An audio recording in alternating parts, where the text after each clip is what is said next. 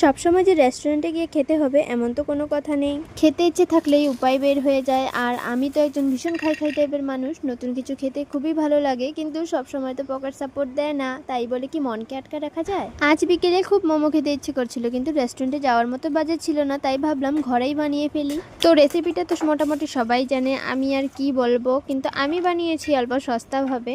মানে পেঁয়াজ, ডিম আর হাড্ডি ছাড়া চিকেন। হাড্ডি ছাড়া চিকেনটা কি কারা কারা বলতে পারবে।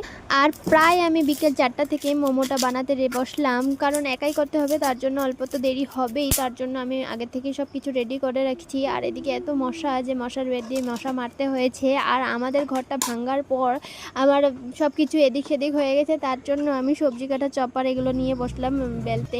যখন আমি এগুলো করছিলাম মনে মনে ভাবছিলাম কেন আমার এত খাবার ইচ্ছে করে, ব্যাং এত কষ্ট করতে হচ্ছে বানাতে। তো যাই হোক, খেতে ইচ্ছে করেছে তো করতেই হবে। তারপর আমি বেলাবেলি সব কমপ্লিট করে নিয়ে পুরটা বানাতে বসলাম। আর আমার এত গরম লাগছিল এগুলো বানাতে বানাতে, মানে আমি অর্ধেক ক্লিপ নেই, এত গরম, আবার উপর দিকে মশা কামড়াচ্ছে। আর আমাদের এই ঘরটাতে এখনো কারেন্ট ঢুকানো হয়নি, তো একদম গরমে আমি একদম সেদ্ধ হয়ে যাচ্ছিলাম। তারপরে কোনো মতে পুরটাকে বানিয়ে নিয়েছি, ডিম এগুলো দিয়ে যা বলেছিলাম সেগুলো দিয়ে বানিয়ে নিয়ে তারপর মোমোটাকে বানাতে বসলাম। আর আমি আগে ভাবতাম ভিডিও করা খুবই সহজ, কিন্তু এখন যখন নিজে করছি তো বুঝতে পারছি একদমই সহজ না, অনেক ধৈর্য লাগে এগুলো করতে। তো তোমাদের সামনে যদি আমার এই ভিডিওটা আসে অল্প সাপোর্ট করে দিও প্লিজ, আমার আরও এরকম আতরাঙ্গি ভিডিও আরও দেখতে পাবে।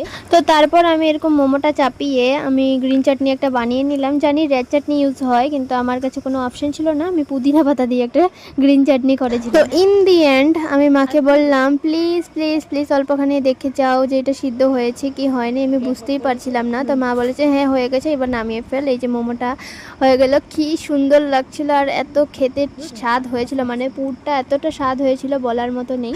আর ভিডিওটা আজকে অনেকটা লম্বা হয়ে গেছে, তার জন্য কি করা যায় আর। তো তোমরা যদি আমার ভিডিওটা লাস্ট অবধি দেখে থাকো তাহলে একটু সাপোর্ট করে দিও। আর যেই প্রথম বাইটটা মুখে নিলাম আমি তো অবাক যে এতটা স্বাদ হয়েছে। বাড়িতে বসে এইসব খাবার দাবার বানানো আমার তো খুবই ভালো লাগে, খাবার বানিয়ে নিজের হাতে খাও আর সবাইকে খাও অনেক ভালো লাগে। তো আজকের জন্য এতটুকুই, টাটা।